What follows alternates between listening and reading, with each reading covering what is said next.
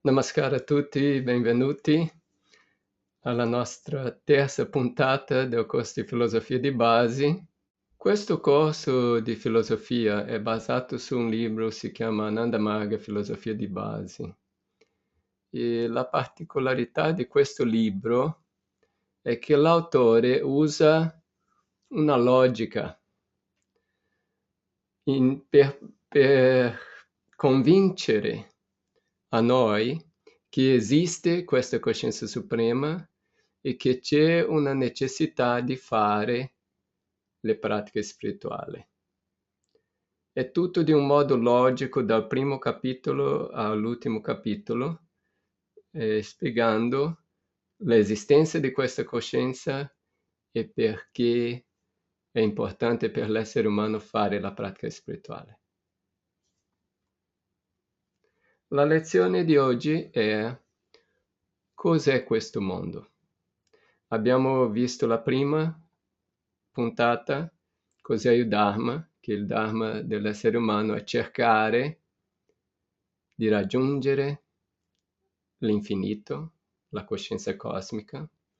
Abbiamo visto che la coscienza cosmica esiste. La seconda parte era: cos'è questa coscienza cosmica, cos'è questa entità cosmica. Abbiamo parlato di questo l'ultima volta, abbiamo visto che ci sono due parti, una è Purusha, che è la coscienza, l'altro è Prakriti, che è il principio operativo, la forza che cambia questa coscienza. Usando i principi, che sono i guna, quelle, diciamo, le forze di Prakriti per cambiare la coscienza gradualmente in vari livelli. Oggi parliamo di questo mondo, noi viviamo in questo mondo. Cos'è questo mondo? Iniziando da Brahma, che abbiamo definito come il supremo multiplo delle molteplicità, che sembra una cosa complicata, però questo non è altro che ci sono tante coscienze unitarie, come delle gocce d'acqua, e Brahma è un multiplo, sarebbe la raccolta di tutte queste coscienze unitarie, fa Brahma. Se noi pensiamo a questo, viene la domanda: questo numero infinito di coscienze unitarie esisteva prima di Brahma o Brahma esisteva prima? Cosa esisteva prima? Adesso vediamo. Se l'essere umano ha la sua coscienza unitaria, la coscienza unitaria dell'essere umano, e l'essere umano, diciamo, come altri esseri anche, tutti abbiamo una coscienza unitaria. Ma questa coscienza unitaria, abbiamo visto, quest'anima, questa Atman, che sarebbe la coscienza unitaria, abbiamo visto nella lezione anteriore che è senza causa. Vuol dire che non ha un'origine, esiste sempre. Non c'è qualcosa che ha causato la sua esistenza. Questo Atman, questa coscienza unitaria, ha sempre esistito. Se ha sempre esistito questa coscienza unitaria, però gli esseri umani non hanno sempre esistito, noi non ci siamo stati qui sempre, così cosa succede? Dobbiamo capire che questa coscienza unitaria esisteva prima di noi. Prima degli esseri umani esisteva già questo Atman. Dove esisteva e come esisteva? Questa goccia d'acqua esisteva già dentro questo oceano cosmico. Vuol dire che nella coscienza cosmica, in Brahma, già esisteva questa goccia, questo Atman, questa coscienza unitaria. Perciò c'era già Brahma con tutte queste coscienze unitarie, però queste coscienze unitarie non erano ancora espresse. Per esempio, quando è venuto l'essere umano, la coscienza unitaria di quell'essere umano si è espressa e dopo vediamo un po' avanti come si esprime. Però c'era già prima in Brahma, così Brahma esisteva prima di che queste coscienze diventavano coscienza unitaria, così era tutto uno, tutto Brahma.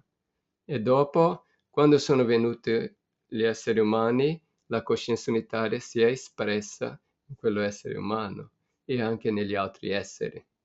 Perciò Brahma è senza causa, c'è stato sempre, sempre esistito. Adesso pensiamo alla creazione. Qual è la causa della creazione e cos'è la creazione? Se iniziamo lì dal Sole. Dal Sole è venuto il nostro pianeta, la Terra. Gli esseri umani si sono sviluppati sulla Terra, così possiamo dire che noi esseri umani siamo venuti dalla Terra. E la Terra è venuta dal Sole. E il Sole da dove è venuto? Il fattore predominante nel Sole sono una serie di gas che creano la luce con le varie esplosioni. Gas è fattore aereo. Possiamo dire che il Sole è stato creato da questo fattore aereo. E il fattore aereo è venuto dal fattore etereo, che è il fattore più sottile. Dall'etere è venuto l'aere. E questo fattore etereo, c'era coscienza in questo fattore etereo. Se noi pensiamo che gli esseri umani sono venuti dal fattore etereo, perché sono venuti dalla Terra, che è venuto dal Sole, che è venuto dal fattore aereo, che è venuto dal fattore etereo. E c'è una coscienza negli esseri umani, perciò ci dovrebbe essere anche una coscienza nel fattore etereo. Se c'è la coscienza nel fattore etereo, da dove è la coscienza? La coscienza è Brahma. Così tutto alla fine viene da Brahma. Veramente la coscienza si trasforma nei vari fattori. Così la creazione non è altro che Saguna Brahma trasformato da Prakriti nei vari fattori e dai vari fattori nelle varie corpi celestiali, vari esseri umani. Possiamo dire che tutta la creazione, la sua causa è Saguna Brahma. E di cosa è fatta la coscienza? Dico, di cosa è fatta la creazione? Qual è la materia prima? Saguna Brahma deve usare qualcosa per creare la creazione. E cosa c'è da usare? C'è coscienza, c'è solo Prakriti e Purusha, non c'è altro. Prakriti non può essere la sostanza, perché Prakriti non è altro che la forza che fa cambiare la coscienza. Perciò la sostanza veramente cos'è? È Purusha, è coscienza, è la coscienza che viene trasformata da Prakriti e diventa tutta la creazione. Quando noi diciamo Brahma è omnipresente, questa affermazione, se noi analizziamo profondamente, è un'affermazione sbagliata. Perché? Se io dico che Brahma è presente Per esempio, in un tavolo, ok? C'è il tavolo e Brahma è presente nel tavolo. Quello vuol dire che ci sono due cose, uno c'è il tavolo e l'altro c'è Brahma presente nel tavolo. Perciò abbiamo visto che tutto è fatto di Brahma. Tutto è fatto di Brahma. Prakriti cambia Purusha nelle varie cose, così Purusha è la sostanza. La sostanza, la materia prima è Purusha. Così il tavolo veramente è fatto di Brahma. Quello tavolo è Brahma, è fatto di Brahma. No, non è giusto dire che Brahma è presente in quello tavolo, perché veramente tutto è Brahma, tutto è fatto di Brahma. Così questo è uno dei punti filosofici in questo momento. Tutto è fatto di Brahma. L'universo proviene da Brahma stesso e è fatto di Brahma. Continuando con la nostra logica, qui c'è una contraddizione. Se l'universo proviene da Purusha, che è coscienza, l'universo è grezzo, Purusha è sottile, abbiamo visto prima che Purusha è sottile, e adesso diciamo l'universo grezzo proviene da Purusha che è sottile. Questo vuol dire che il seme del grezzo deve esistere in Purusha, se no come può l'universo che è grezzo venire da qualcosa di sottile? Se c'è il seme del grezzo in Purusha, non possiamo più dire che Purusha è sottile. Perciò la scelta per continuare con questa affermazione che l'universo proviene da Purusha, che Purusha è sottile, dobbiamo dire che l'universo non è mai stata una realtà creata. Che l'universo è solo una proiezione del pensiero di Purusha. Perché il pensiero non è grezzo, è sottile, perché non esiste come realtà, è solo un pensiero, una immaginazione. Questo è un importante punto filosofico qui, che l'universo è una proiezione del pensiero di Purusha o di Brahma. Brahma sta pensando, il suo pensiero è l'universo. Perciò il pensiero è qualcosa di sottile, non è qualcosa di grezzo. Perciò possiamo dire che l'universo proviene da Purusha. E l'universo è una proiezione del pensiero di Purusha. L'altra cosa, questo universo che è un pensiero di Brahma, per noi sembra reale. Perché? Perché ci sembra reale? Dobbiamo analizzare un po'. L'universo esiste nella mente di Brahma, la mente di Saguna Brahma. Okay? Noi abbiamo visto che la mente ha tre parti: il Mahatattva, l'Aham Tattva e Citta. Di solito il Citta prende la forma. L'Aham Tattva è quello che vuole che il Citta prenda quella forma. Se noi pensiamo a livello di Saguna Brahma, il suo Aham Tattva vuole che il Citta prenda una forma. Il Citta di Saguna Brahma prende la forma dell'universo. L'Aham Tattva vede. Quando la nostra mente, quando il nostro citta prende una forma, noi pensiamo che quello è reale. Per esempio, se noi stiamo sognando, ok? Se stiamo sognando, cosa succede? Nella nostra mente c'è il sogno. Il nostro citta prende la forma del sogno.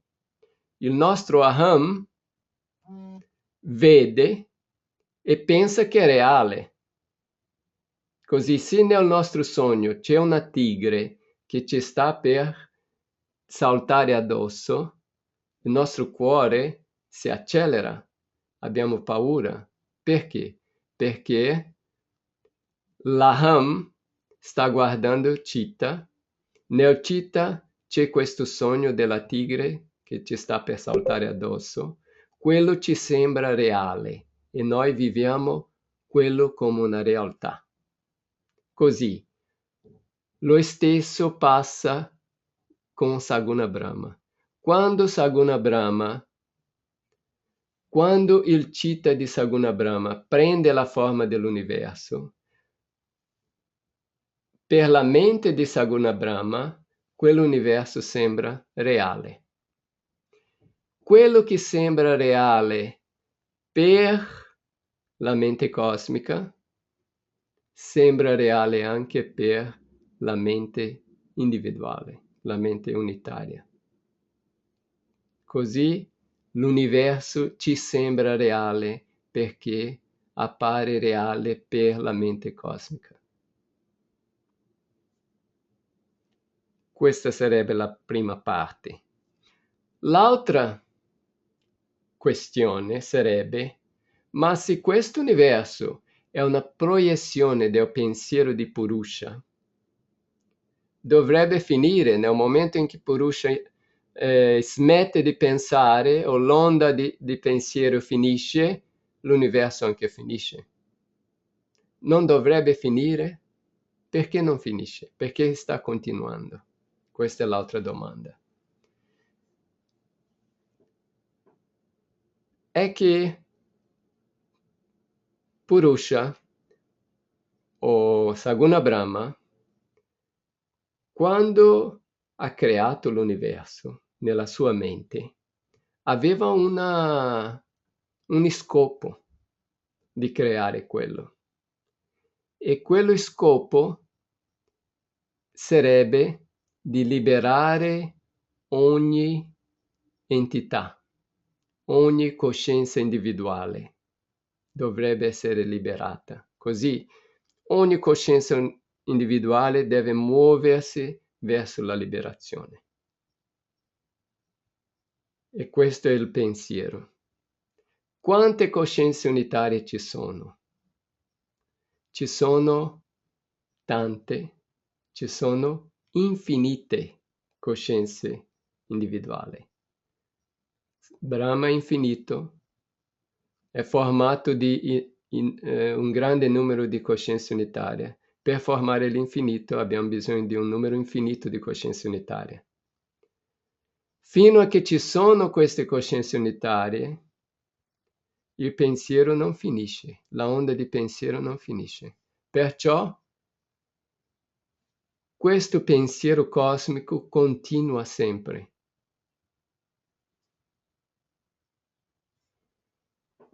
Ripassando questa parte, che è una parte importante. L'universo non è qualcosa di grezzo perché non è stata mai una realtà creata. L'universo è un pensiero, una proiezione del pensiero di Brahma. Così è solo un pensiero. Ci sembra reale perché? Perché succede nel citta di Saguna Brahma. Così è reale per Saguna Brahma, è reale per la mente cosmica, è reale anche per noi. Perché non si ferma questo pensiero di Saguna Brahma?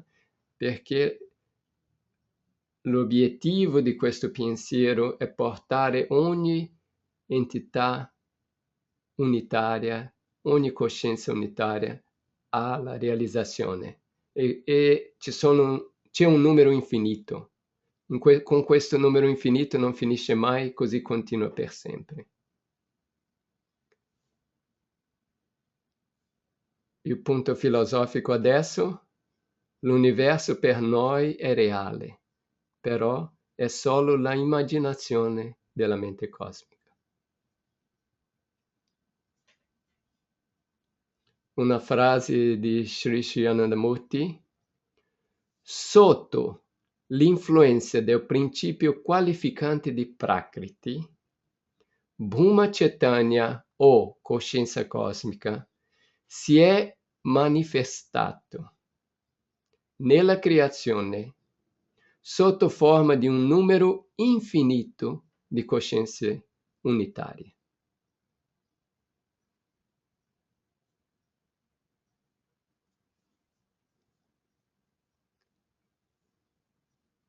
Vediamo di nuovo perché gli oggetti immaginati appaiono reali. La mente cosmica, come la nostra mente individuale, ha queste tre parti. Il Mahatattva, che è quello io. L'Aham Tattva è quello io che lavora. E il Citta è quello che prende la forma. Nel caso della mente cosmica, il Citta prende la forma dell'universo. L'Aham, che ha la voglia di fare il Citta prendere la forma dell'universo. Quando il Citta prende la forma dell'universo, l'universo sembra reale per Saguna Brahma, per la mente di Saguna Brahma, per la mente cosmica. Se l'universo appare reale per la mente cosmica, appare reale anche per noi.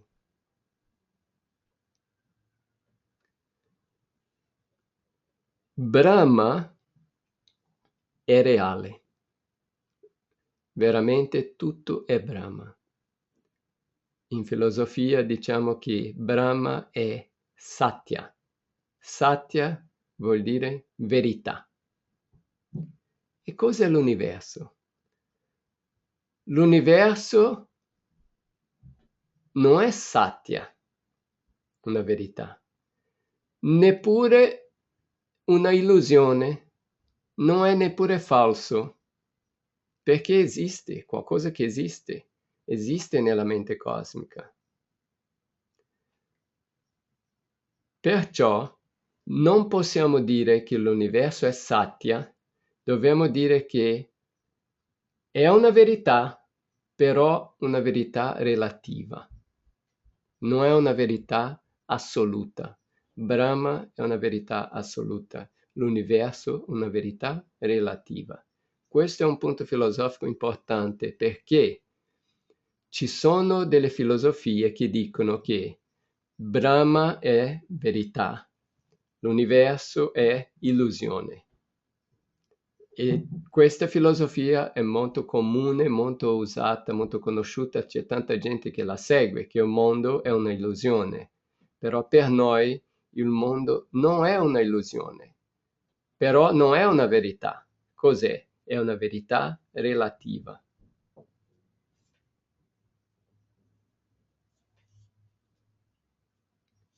Il punto qui è l'universo è una verità relativa.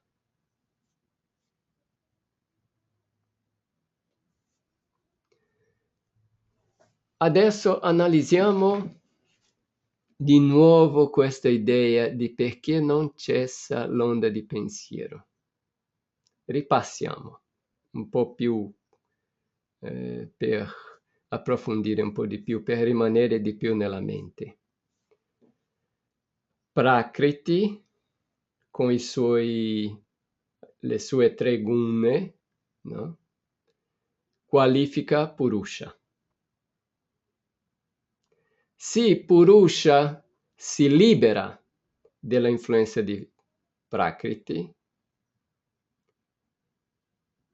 l'universo arriva alla fine. Doveva doveva essere così. Se Prakriti sta qualificando Purusha e Purusha si libera, è la fine. Perché questo non succede? Perché il processo della liberazione è fatto uno a uno, una coscienza unitaria alla volta. Così anche se 1 miliardo di coscienze unitarie si liberano, se noi facciamo infinito meno 1 miliardo, quanto rimane? Infinito. Così non finisce mai. C'è un numero infinito di coscienze unitarie da liberare. Questo continua per sempre. Questa onda di pensiero di Saguna Brahma è eterna. Vediamo Saguna Brahma qui. La creazione cos'è? Una proiezione mentale di Saguna Brahma. È l'aham di Saguna Brahma che ha la voglia di fare il citta cambiare. Così il citta prende una forma.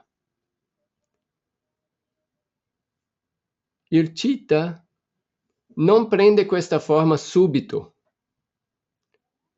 Gradualmente, poco a poco si sta trasformando. Non è che subito succede, questo va poco a poco. Come funziona? Dal sottile si trasforma nel grezzo. Abbiamo Saguna Brahma. Il citta di Saguna Brahma, sotto l'effetto del Sattva Guna di Prakriti, diventa il Bodhitattva o Mahatattva di Saguna Brahma. Questo Mahatattva o Bodhitattva di Saguna Brahma, sotto l'effetto del Rajaguna di Prakriti, si trasforma nell'Aham Tattva di Saguna Brahma. L'Aham Tattva di Saguna Brahma, sotto l'influenza di Prakriti, si trasforma nel Citta di Saguna Brahma. Adesso questo Tamaguna che ha creato Citta continua a fare pressione nel Citta e crea i vari fattori fondamentali, che sono 5. Il fattore etereo, il fattore aereo, più pressione, fattore luminoso, più pressione ancora, fattore liquido, più pressione, fattore solido. Questo è il massimo del grezzo, quando si forma il fattore solido. Era dal più sottile, si sta, più grezzo, arriva il fattore solido. Però nella creazione noi vediamo che ci sono altri esseri meno sviluppati, più sviluppati, piante, animali, noi come esseri umani. Questa prima fase qua, dal sottile al grezzo, è la fase in cui Brahma va fuori, diciamo, la fase estroversa. C'è l'altra fase, quella fase che è dal grezzo al sottile, esseri meno sviluppati, piante, animali, esseri umani che sono quelli più sviluppati, e noi esseri umani possiamo meditare, fare il sadhana per ritornare a Brahma. Ci sarà dopo la discussione se questo ritornare a Brahma andiamo in direzione al Nirguna Brahma o in direzione al Saguna Brahma. Questo si discuteremo in un capitolo successivo. Nella fase estroversa, che sono creati i vari fattori, quando arriva il fattore solido, si continua la pressione, cosa può succedere? Che una parte di questo fattore solido si pulverizza, possiamo dire, e si trasforma in mente. In quel momento si crea un essere individuale, un essere che ha una mente propria, un nucleo, una struttura. Il fattore solido ha una caratteristica. Quando abbiamo fattore solido, lo possiamo dividere in varie unità, 1, 2, 3. Un fattore più sottile, immaginiamo fattore luminoso. Se noi abbiamo un fiammifero e c'è il fuoco di questo fiammifero, se noi prendiamo un secondo e mettiamo insieme, il fuoco è solo uno. Non è che non possiamo separare quello di uno e quello dell'altro. Anche l'acqua. Se versiamo un po' d'acqua, un altro po' d'acqua, si uniscono. Però il fattore solido ci possono essere due, mettiamo due arance insieme e rimangono separate. Così. Questa è la particolarità del fattore solido. Quando arriva al fattore solido, ci possono essere varie unità separate. Ogni unità di queste avrà la sua coscienza unitaria, che prima è un essere non sviluppato fino ad arrivare a un essere umano, l'essere più sviluppato. Nella fase introversa ci sono varie unità che si muovono. Nella fase estroversa, no, la creazione dei vari fattori è fondamentale. Se mettiamo insieme queste due fasi, abbiamo un ciclo completo. Noi lo chiamiamo di Brahma Chakra. Dal sottile al grezzo, dal grezzo al sottile. Da Saguna Brahma al fattore solido. Dal fattore solido si crea la vita, come conosciamo noi. Della vita meno sviluppata alla vita più sviluppata, all'essere umano. L'essere umano dobbiamo fare il sadhana, la meditazione per riportarci a Brahma. Se noi che siamo sotto l'influenza di Prakriti, dobbiamo arrivare a un stato che siamo liberi dell'influenza di Prakriti. Così siamo sotto questi legami, dobbiamo arrivare a un stato di liberazione. Come arrivare? Se io voglio imparare a suonare un strumento, vado a cercare uno che sa come suonare questo strumento, che mi può dare una guida, mi può insegnare. Per arrivare alla liberazione dobbiamo trovare qualcuno che è liberato, qualcuno che è sotto i legami non può liberarci. Se siamo in prigione, quello che ci può liberare è quello che è fuori della prigione. Questo liberato noi chiamiamo di Mukta Purusha, una coscienza liberata. Mukta, liberato, Purusha, coscienza. Questo Mukta Purusha cos'è? Questo Mukta Purusha è uno che con l'obiettivo di liberare gli altri ha scelto di venire sotto l'influenza di Prakriti per un periodo predeterminato. Così per quello periodo, quello sarà sotto l'influenza di Prakriti, però comunque è un essere liberato. Questo Mukta Purusha ci può portare alla liberazione. Senza questo Mukta Purusha, noi che siamo sotto il legame di Prakriti non riusciamo a liberarci. Saguna Brahma è sotto l'influenza di Prakriti.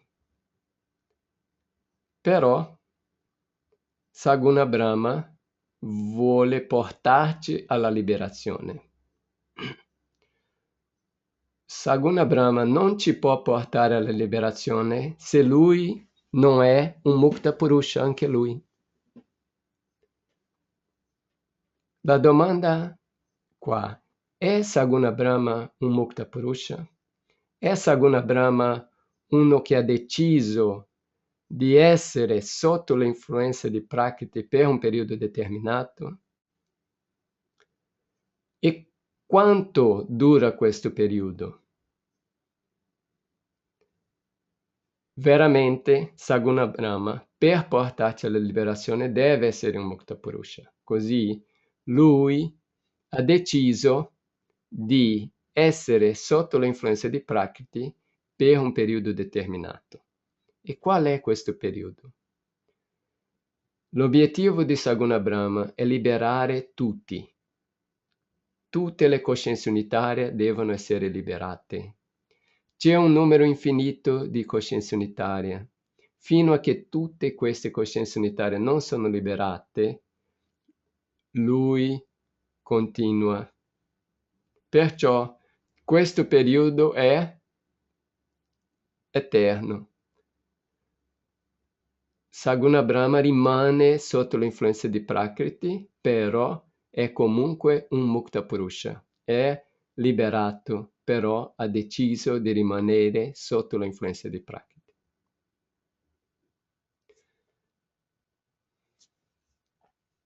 Diciamo, l'universo è nato.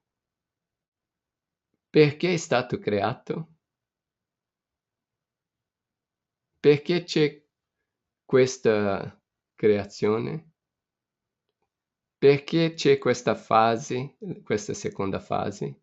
Perché nella seconda fase, dopo che è stato formato il fattore solido, possiamo separare in varie coscienze unitarie e ogni coscienza unitaria portare alla liberazione.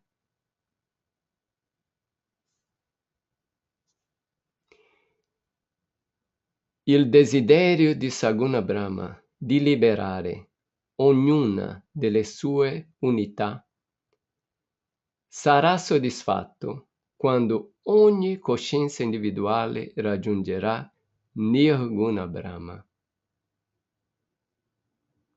Perché non di nuovo portare a Saguna Brahma? Perché Saguna Brahma è sotto l'effetto di Prakriti.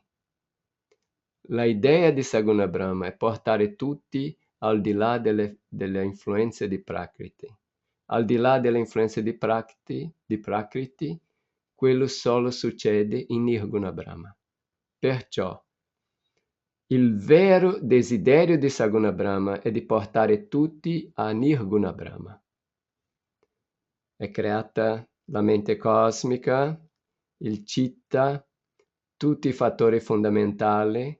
Usando i fattori fondamentali c'è la creazione dell'universo.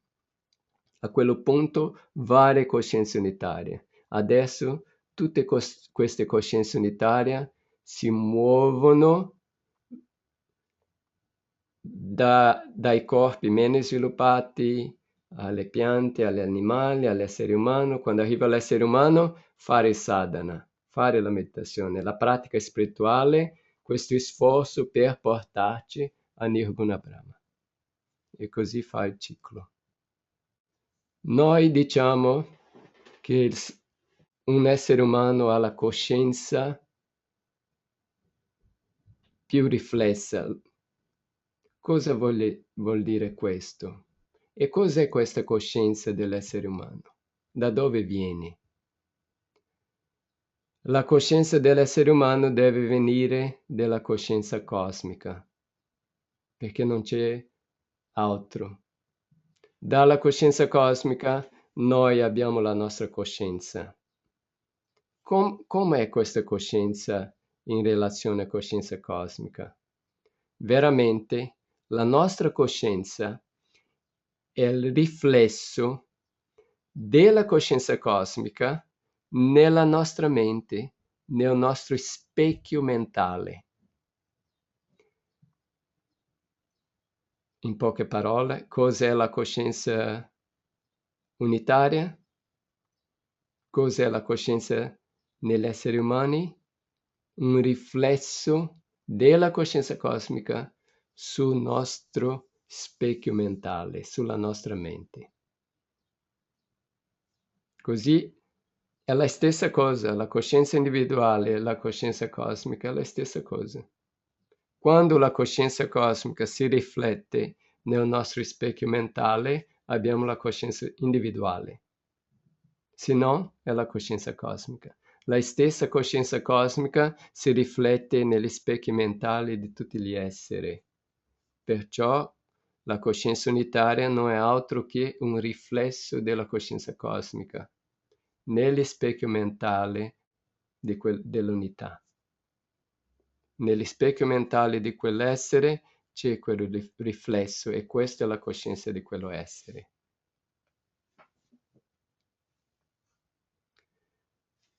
Due cose sono necessarie per arrivare alla liberazione. La prima, dobbiamo capire che non siamo liberi. Siamo sotto il legame di Prakriti. Non siamo liberi. Se noi riusciamo a capire non siamo liberi, viene la voglia di liberarci. Molti esseri umani non pensano a questo, perché loro pensano che sono liberi di vivere, di prendere le loro decisioni e così vivono. Però un giorno capiscono che veramente io voglio essere libero. Quella voglia arriva dalla consapevolezza che non siamo liberi. Dopo che abbiamo quella consapevolezza, cerchiamo cosa fare per liberarci. Dobbiamo fare qualcosa, perché non viene automaticamente. Non sarà che ci sediamo lì e stiamo, Dio, liberami, e quello succede. Così, fare un sforzo, fare una pratica, per arrivare alla liberazione, la pratica deve essere molto precisa. Fare tutti i passi per liberarci prima delle influenze di Prakriti, delle 3 gune, una guna alla volta, come ci liberiamo, come arriviamo al nirguna. Questa pratica è molto precisa. Noi siamo veramente stati creati per fare questo sadhana, per fare questo sforzo per raggiungere il nirguna. Quelli che non lo fanno, avendo una struttura umana, non stiamo facendo sadhana. Cosa vuol dire? Stiamo andando contro i desideri dell'entità suprema, perché l'entità suprema cosa vuole? Portarci tutti alla liberazione. Se noi non arriviamo alla liberazione, non pensiamo alla liberazione, non ci muoviamo verso la liberazione, Saguna Brahma diventa frustrato. La frustrazione di Saguna Brahma cos'è? C'è un essere umano e quell'essere umano non fa la pratica spirituale, non fa la meditazione, non fa il sadhana per arrivare alla meta. Parlando di Saguna Brahma, è l'entità suprema qualificata. non ha causa, non ha inizio, non ha fine. La sua mente è la mente cosmica. La sua mente pensa all'universo e l'universo sembra reale perché il suo pensiero sembra reale per lui. Qual è il dharma dell'essere umano? Fare sadhana per diventare un mukta purusha, un essere liberato. E qual è il dharma di Saguna Brahma? Dare ad ogni individuo la possibilità di diventare un mukta purusha. Per ogni individuo, per tutti noi, c'è questa possibilità di diventare un mukta purusha. E Saguna Brahma ci sta dando quella possibilità a ogni momento. Qualche volta non vediamo, non stiamo pronti, però è come la pioggia. Sta cadendo la pioggia, se io ho l'ombrello non mi tocca. Questo ombrello è l'ego. Se il nostro ego ci impedisce di vedere questo, che Saguna Brahma veramente vuole portarci alla realizzazione.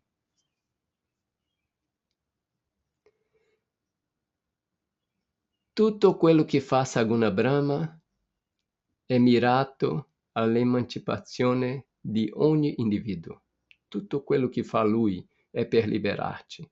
Tutto quello che succede a noi è per liberarci. Se riusciamo a vedere questo, possiamo godere questa via con molto più gioia.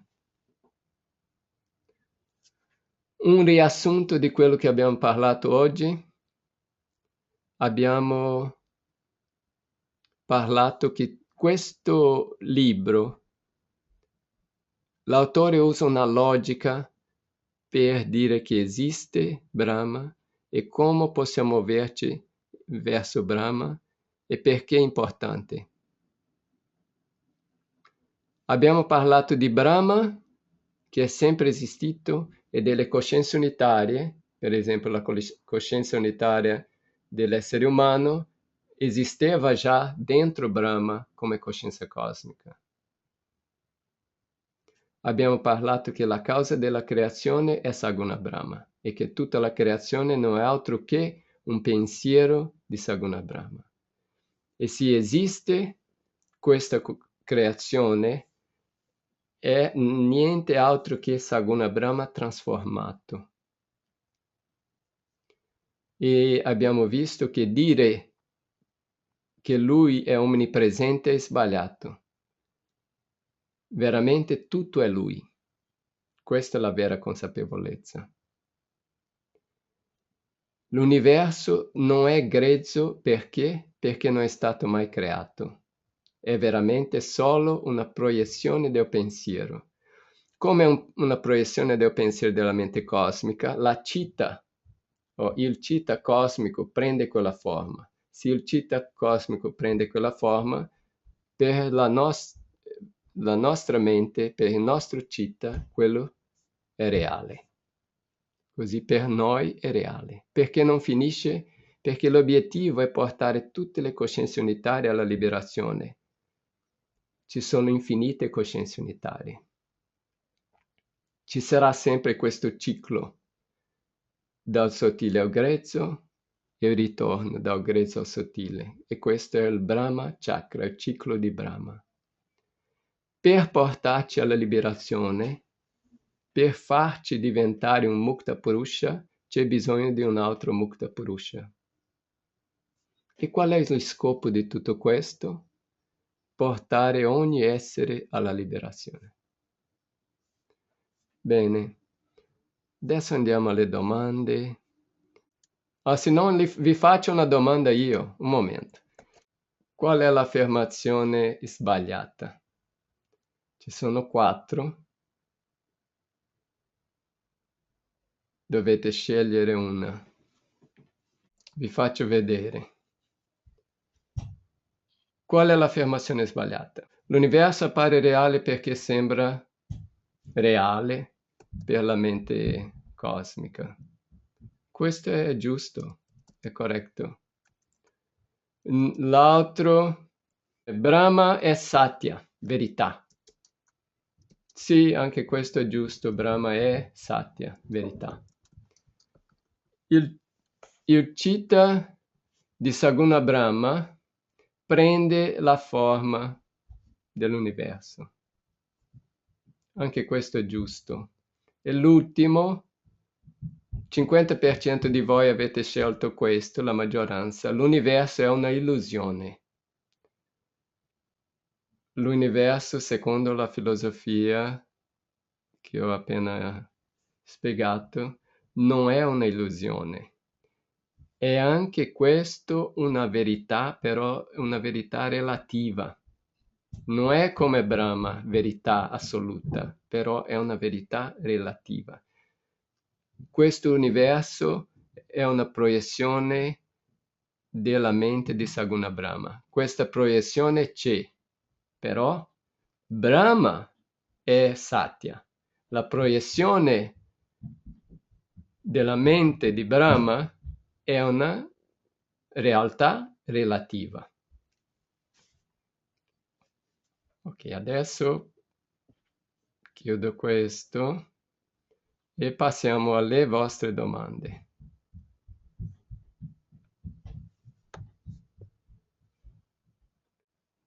Simone C.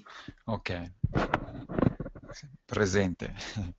No, avevo una curiosità, Sì, ma come mai Brahma ha creato questo ciclo di Brahma Chakra, ovvero ci ha fatto diventare a livello grezzo e poi ne dobbiamo ritornare a livello sottile? Se non, diciamo, iniziava il tutto, alla fine tutto questo lavoro non veniva risparmiato, diciamo. C'è un motivo principale del perché di tutta questa creazione. ok, in un discorso Anandamurti diceva che per un intellettuale, diciamo uno che analizza le cose tutto, è difficile di capire perché Brahma ha fatto tutto questo. Ma perché ha fatto questo? Perché ha fatto che diventiamo molti e che dopo ritorniamo a lui? Perché ha fatto tutto questo? Non c'è senso, poteva non esistere niente, no? Però un devoto, uno che con, diciamo, con l'amore e tutto pensa che Brahma era lì, aveva la capacità di fare tutto, poteva fare quello che voleva, però era solo. E per noi essere soli è molto difficile. Così anche per lui, per Brahma, essere solo era molto difficile. Non c'era nessuno che lui poteva giocare. Perciò ha creato tutto questo e ha creato tanti, di modo che lui può giocare con tutti questi. Questa è la risposta del devoto. Però a livello intellettuale, immagina con la nostra mente capire quello che fa Brahma è molto difficile. La nostra mente non ha la capacità di capire questo. No. Questa è una risposta. Bene, possiamo passare a altre domande. Buonasera, sono Cristina e una domanda data è questa. Ehm, Ci hai detto che per raggiungere la liberazione è importante seguire un metodo ben preciso. Quali sono i punti più importanti di questo metodo? La prima cosa è capire i passi che sono stati fatti per portarci a essere sotto l'influenza di Prakriti. Se noi possiamo capire la filosofia, nella filosofia ci dice che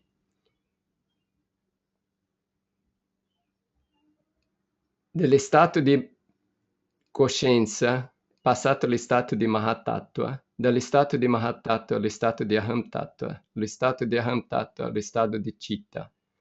Citta, 5 fattori fondamentali. 5 fattori fondamentali creata la vita, l'universo. Adesso noi come esseri umani vogliamo tornare alla coscienza pura.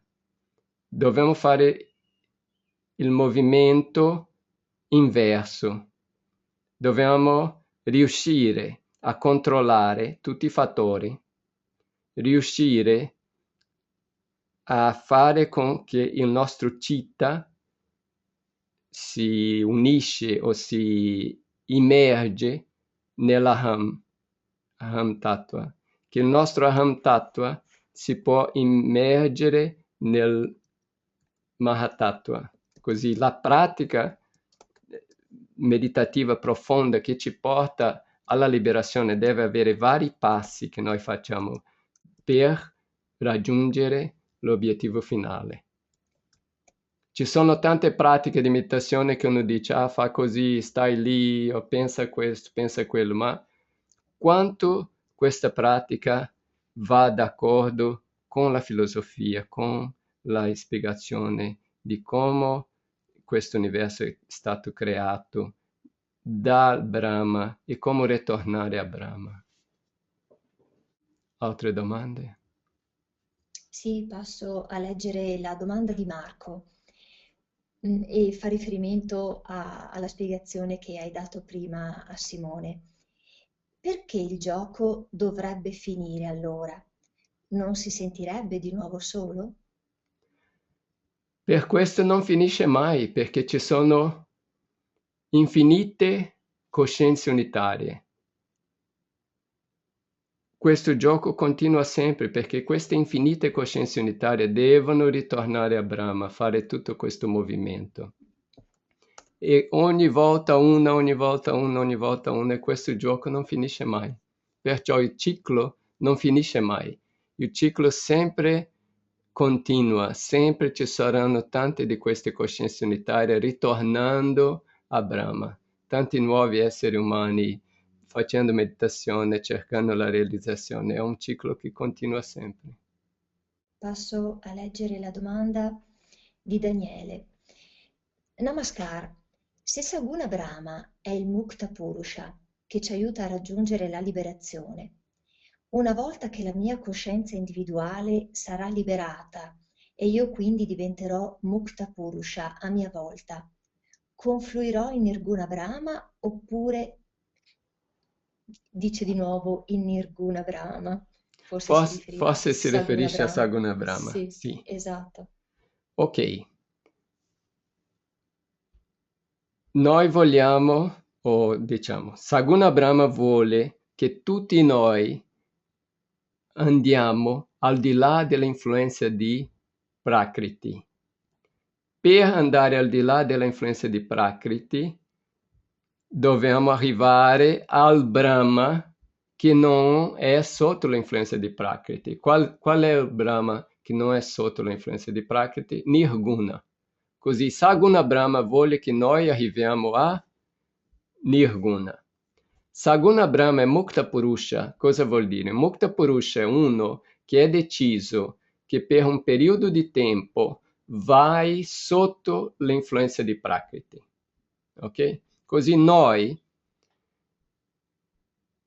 facendo il sadhana, arriviamo a Nirguna Brahma. Siamo al di là dell'influenza di Prakriti. In quel momento possiamo decidere, io voglio, per aiutare gli altri a raggiungere la liberazione, io voglio anche io andare sotto l'influenza di Prakriti per un certo periodo. In quel momento lì io sono un Mukta Purusha perché ho deciso di essere sotto l'influenza di Prakriti per un certo periodo. Così l'obiettivo finale è arrivare a Nirguna Brahma. Più avanti, negli altri capitoli, vediamo se uno arriva a Saguna Brahma cosa succede. Però l'obiettivo finale è arrivare a Nirguna Brahma. Ecco, Daniele chiede ancora, quindi il Mukta Purusha è una persona come il Buddha, il Cristo o Baba stesso? Dirò che queste grandi maestri, dirò, questi grandi maestri sono loro Mukta Purusha. Non dirò il Mukta Purusha è loro, ma loro sono dei Mukta Purusha. Questi grandi maestri che sono capaci di portare uno alla liberazione, solo possono farlo se anche loro sono Mukta Purusha. Attenzione che ci sono vari maestri che loro stessi non sono Mukta Purusha, loro hanno la capacità di portare la gente a un certo sviluppo spirituale, però come loro non sono Mukta Purusha, non riescono a portare uno al Nirguna Brahma. Può portare uno a elevarsi spiritualmente tutto, ma non arrivare alla meta che è Nirguna Brahma. Sono pochi i maestri che sono veramente Mukta Purusha, che possono portare uno alla meta. Bene. Passo allora a un'altra domanda. Qual è il gioco di Maya? Allora, meditare è l'unico meccanismo per togliere Maya anche se è un gioco? Ok, in questa spiegazione filosofica non usiamo veramente, ok, Maya nel caso qui sarebbe, possiamo dire, Prakriti, ok, qual è la idea qua? Prakriti crea questo universo e lo scopo di tutto questo arrivare al Nirguna Brahma. Ci muoviamo in quella direzione. Così la idea di Maya è quella idea di illusione, che il mondo è una illusione, che Brahma è la verità, il mondo è illusione, il mondo è Maya, così tutto è Maya. Nella nostra idea tutto è una realtà relativa. Meditazione è l'unico meccanismo. Qui la parola meditazione in italiano non è una parola tanto che abbraccia tutto. La vera parola non è una parola che abbraccia tutto, la vera parola sarebbe sadhana. Sadhana, l'esforzo per raggiungere la realizzazione. Questo sforzo ci deve esistere. Questo sforzo deve essere fatto seguendo un metodo, un buon metodo, perché se noi facciamo l'esforzo sbagliato non raggiungiamo il punto. Così io posso dire che fare l'esforzo giusto è necessario. Non succederà senza fare nessun sforzo. Questo sforzo di avvicinarci al Nirguna, al Brahma. Dobbiamo fare questo sforzo, senza questo sforzo non succederà automaticamente. Se questo sforzo è fatto di un modo molto sistematico, molto preciso, è molto probabile che raggiungiamo il successo. Se questo sforzo è fatto un po' così, un po' così, un po' di qua, un po' di là, forse qualche volta si può raggiungere il successo. Se vogliamo imparare un strumento, se noi impariamo lezione per lezione, tutte le note, tutte queste cose, è probabile che impariamo bene. Se noi impariamo un po' di qua, un po' di là, un po' di qua, un po' di là, alla fine forse non si riesce a imparare bene. È sempre così. Fare di un metodo molto sistematico, preciso, si raggiunge il successo. Se no, si può o non si può. Bene, forse E abbiamo passato un po' del tempo. Ci sono altre domande? ci sarebbe ancora una domanda di Simone C, che poi è la stessa, è scritta successivamente anche da Daniele, ed è questa. Ci sono Mukta Purusha attualmente vivi sulla Terra? Ah, una buona domanda. Che io conosco, no, però ci possono essere. Comunque Saguna Brahma usa vari metodi e anche vari mezzi per portarci alla